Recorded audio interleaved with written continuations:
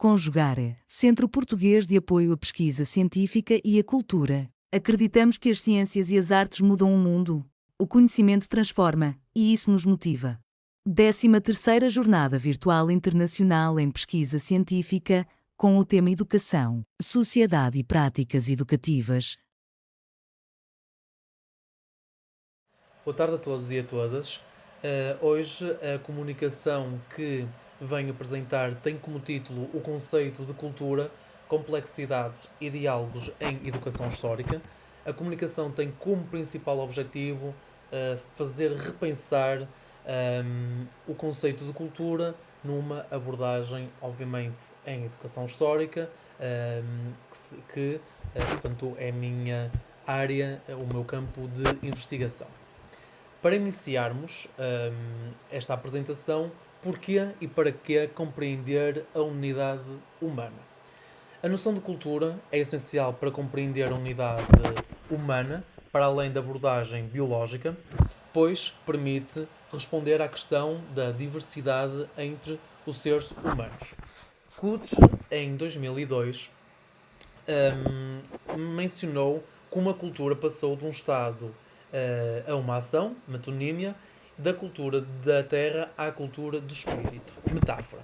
No singular, a palavra reflete o universalismo e o humanismo dos filósofos iluministas, sendo associada ao progresso, à evolução e à educação e também à própria razão.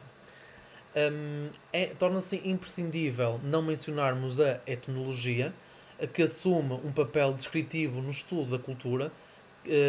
Autores e antropólogos como Edward Tiller, que definiu a cultura e civilização num campo complexo que inclui conhecimento, crenças, arte, moral, direito, costumes e outras capacidades adquiridas pelo ser humano enquanto membro da sociedade. Para o antropólogo, a cultura representa a totalidade da vida social e tem uma dimensão coletiva, sendo adquirida de forma inconsciente. Para Sapir, 1921, reforçou a ideia de que a cultura é essencialmente um sistema de relação-comunicação. Tendo em conta estes pressupostos, estas ideias, interrogamos-nos, na nossa investigação, sobre como as relações culturais requerem a análise dos diversos contextos sociais, os quais podem favorecer a integração, a competição ou até mesmo o conflito. Kutsch parte de um pressuposto extremamente interessante, que não se pode partir mais da cultura para entender a aculturação, mas da aculturação para compreender a cultura. Portanto, nenhuma cultura existe no estado puro, entre aspas, todas são dinâmicas e resultam de contactos culturais. Assim, há maior continuidade em culturas em contacto prolongado do que em diferentes momentos de uma mesma cultura na sua evolução histórica. Chama atenção para esta ideia que é extremamente primordial em toda, portanto, em todas estas ideias e em toda, portanto, esta comunicação. Portanto, as investigações acerca da aculturação permitem e permitiram desconstruir e renovar o conceito de cultura, nomeadamente destacam como a cultura e civilização, embora próximas, não são equivalentes. A cultura aplica-se exclusivamente ao ser humano e permite conceder a unidade do ser humano na diversidade, dos seus modos de vida e crença. E chama a atenção também para esta ideia de cultura ser diferente do conceito de civilização, porque foram vários, portanto, os autores, os antropólogos, os filósofos, que a determinada altura, digamos, colocaram ambos conceitos no mesmo patamar. Nós vamos daqui a pouquinho falar sobre dois exemplos pertinentes e também que depois seguem e dão-nos mais questões para o desenvolver do próprio conceito. Outra das questões que se colocou e que se coloca, os conceitos de cultura e identidade estão interligados. Para esta, digamos, questão, nós baseamos-nos em Riusen, um filósofo alemão que assume esta interligação. A identidade cultural de um grupo só pode ser compreendida no contexto das suas relações com outros grupos. O progresso é impulsionado pela cultura e pela instrução, tornando-se um processo de construção, desconstrução e reconstrução constante. Mas será que a palavra cultura deve ser substituída por culturação para destacar a sua dinâmica? Esta questão, cultura ou culturação, torna-se controversa e também problemática, nomeadamente quando abordamos a cultura dos imigrantes, que é frequentemente definida por terceiros, se repararmos, segundo critérios etnocentristas. Quanto mais um indivíduo é visto como diferente, mais é considerado imigrante. No entanto, mesmo aqueles que se mantêm ou procuram manter-se fiéis à sua tradição são inevitavelmente influenciados pela cultura que os rodeia. Aliás, Coase, na sua obra, para compreender as interações culturais, considera três fatores primordiais. É o caso do fator demográfico, qual o grupo maioritário e minoritário, ou até mesmo ecológico, onde ocorre contacto nas colónias, ou metrópole, no meio urbano, ou no meio rural. Sem margem de dúvidas, a diversidade cultural resulta de contactos históricos que desafiam a ideia de culturas límpidas e, portanto, antes de pensarmos nas culturas nacionais, é essencial considerar a cultura humana como um todo. Pois bem, tendo em conta os pressupostos que vimos anteriormente, algumas ideias, algumas questões, e com o objetivo de despirmos também este conceito por completo, recorremos a alguns dos seus mais prominentes representantes, como é o caso de Oswald Spengler e Arnold Toynbee. O primeiro autor, de facto, aponta, isto em 1973, que as culturas podem ser entendidas como organismos. Nascem, desenvolvem-se e, eventualmente, morrem. Portanto, quem observar atentamente as formas culturais poderá discernir uma protoforma da cultura, um ideal formal que serve de fundamento para todas as culturas particulares, independentemente das suas diferenças. Isto para o autor. Aliás, o mesmo refere que a cultura é o protofenómeno de toda a história universal, tanto passada como futura. Uma cultura nasce quando uma grande alma desperta do estado primitivo e se surpreende com o eterno infantilismo humano. Também, a cultura morre quando essa alma tiver esgotado todas as suas possibilidades criativas. Aliás, na sua obra, A Decadência do Ocidente, obra bastante conhecida, afirma que todas as culturas mantêm uma relação simbólica e quase mística com a extensão e os espaços, na qual procuram, digamos, realizar-se. Uma das ideias particulares que está, portanto, na obra A Decadência do Ocidente, quando a cultura atinge o seu destino final, tendo explorado todas as suas possibilidades, fossiliza-se repentinamente, o seu sangue coagula. Portanto, para o autor, a cultura transforma-se em civilização.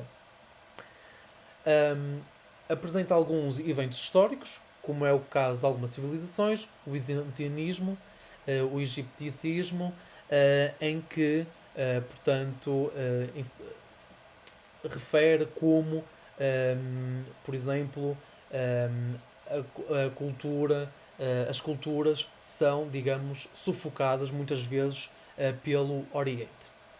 Por sua vez, Toynbee sublinha como as civilizações e este autor referencia sempre civilizações muitas vezes como cultura, respondem aos desafios que enfrentam, destacando a cultura como resposta dessas civilizações, aos problemas que surgem ao longo do seu percurso. Portanto, o próprio esclarece que se as origens das civilizações não resultam dos fatores biológicos nem do ambiente geográfico, atuam isoladamente. Portanto, o ambiente, para o autor, não é causa total na formação da cultura. Tendo em conta, digamos, ambos os autores, nós reformulamos algumas questões. Por exemplo, será que a visão de Spengler de que as culturas se fossilisam quando atingem o seu destino final subestima a possibilidade de renovação e transformação contínua das sociedades? E será que, ao considerar a civilização como uma unidade fundamental do estudo da história, Toynbee não corre o risco de simplificar demasiado a complexidade das interações culturais que redefinem o fluxo das sociedades? Como resposta, digamos, a estas questões, nós debruçamos-nos sobre as obras, algumas obras, nomeadamente de Ryuzen.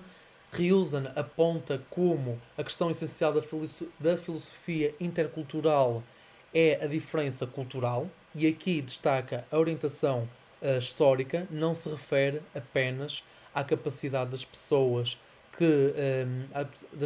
de lidarem com a mudança temporal nas suas vidas, mas também à necessidade de confirmarem a prontidão e a firmeza e a coerência e a duração do seu eu e nós. Eu e nós.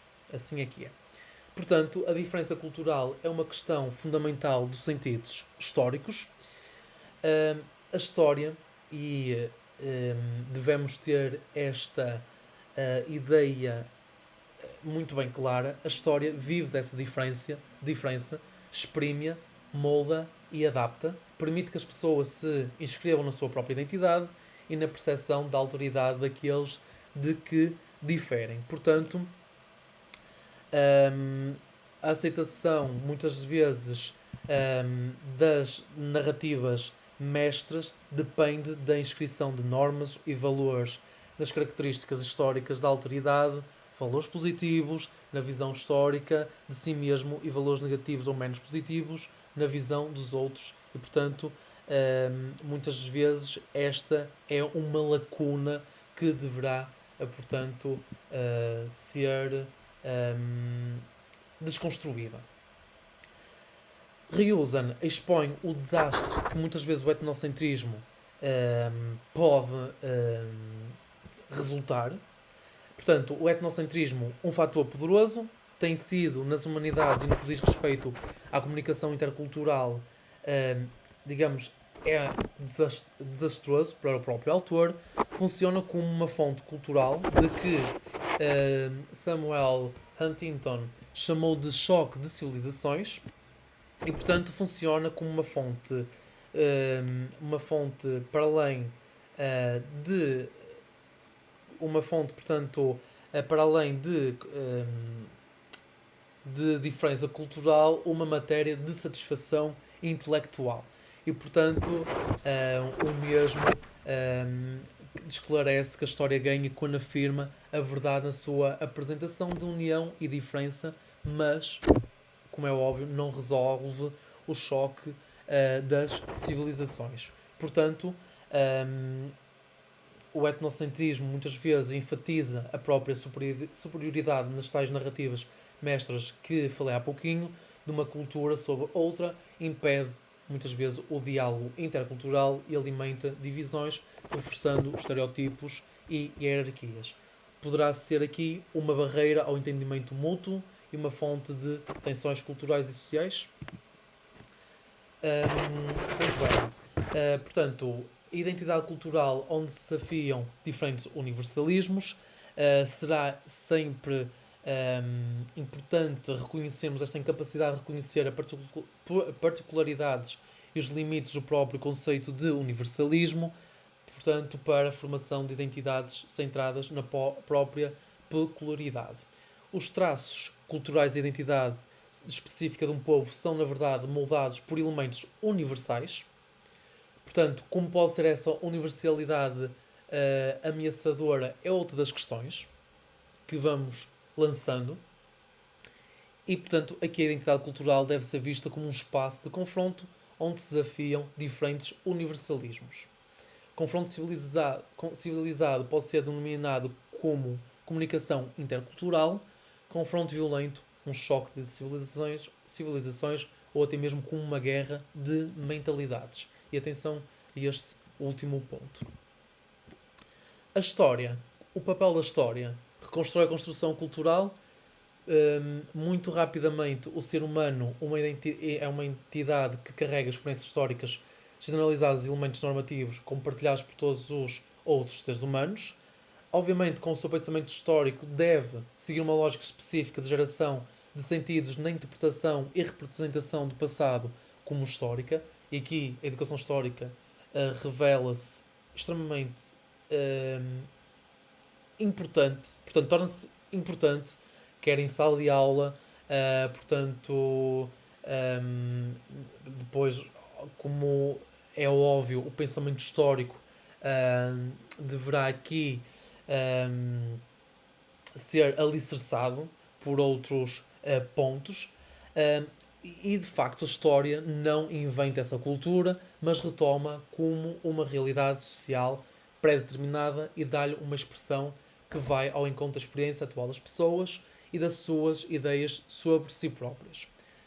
A cultura, para outros autores, encontra-se num nível superior, o chamado metanível, não se hierarquiza em relação a outras dimensões, mas deve ser compatível com a diversidade de valores e prioridades que existem.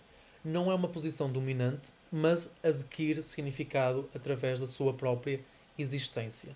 Eu chamava a atenção para este último pressuposto, principalmente em sala de aula, no nosso dia a dia, são ideias que devem estar claras para termos, portanto, um diálogo, como é desejado.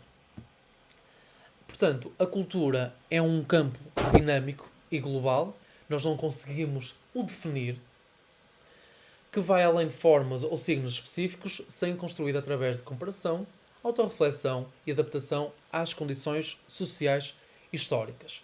Mais uma vez, a universalidade das narrativas mestras deve ser explicada, refletida, como um elemento de comunicação de si e da alteridade, de acordo com a possibilidade de compreensão e reconhecimento mútuos. Reflexão, portanto, deve historizar a universalidade das regras de comunicação. Portanto, reconhecimento e respeito mútuo oferece uma oportunidade de entendimento intercultural, de resolver a tensão entre culturas e estabelecer uma base comum para o, sem que isso signifique perder a singularidade das identidades culturais. Portanto, mais uma vez, a reflexão e o próprio diálogo, sem perder a singularidade das identidades culturais. E a identidade cultural, desculpem, pode ser formada enfatizando o elemento universal da humanidade dentro da peculiaridade de cada cultura. Compreender que os modos de comunicação variam consoante o contexto cultural e temporal, sendo moldados por dinâmicas sociais, políticas ao longo, portanto, da história. Para, portanto, terminarmos, deixo aqui esta frase de reflexão e, mais uma vez, é fundamental refletir sobre a cultura de forma renovada, reconhecendo as contradições que ela contém e o seu papel nas dinâmicas globais. Simultaneamente, a universalidade das narrativas mestres deve ser explicada e refletida como um elemento de comunicação de si e alteridade, como referi há pouco. A ideia, eu penso que é clara, temos aqui um conceito flexível, dinâmico, multifacetado, que se manifesta na interação entre os indivíduos e sociedades, moldando muitas vezes identidades, valores e significados ao longo do tempo. Não é um conceito estático, a cultura não é estática, mas um processo, digamos, contínuo de transformação, influenciado por trocas, tensões e muitas vezes adaptações, sendo, portanto, simultaneamente coletiva e individual. A cultura, portanto, reflete as estruturas sociais, mas também serve como um espaço de inovação, principalmente inovação. Portanto, qualquer conceito de cultura que defenda a ideia de universos separados de significado é uma, digamos, ideia ultrapassada que já não nos faz, digamos, sentido. Cultura, um conceito flexível, em constante mudança, que não pode ser reduzido a um conjunto fixo de critérios. Portanto, termino assim a minha apresentação. Espero que tenham gostado e obrigado à organização por esta oportunidade. Realização, Conjugar, Centro Português de Apoio à Pesquisa Científica e à Cultura. Apoio, Editora Cravo. Inscreva-se no canal, comente, curta e compartilhe. Obrigado por assistir.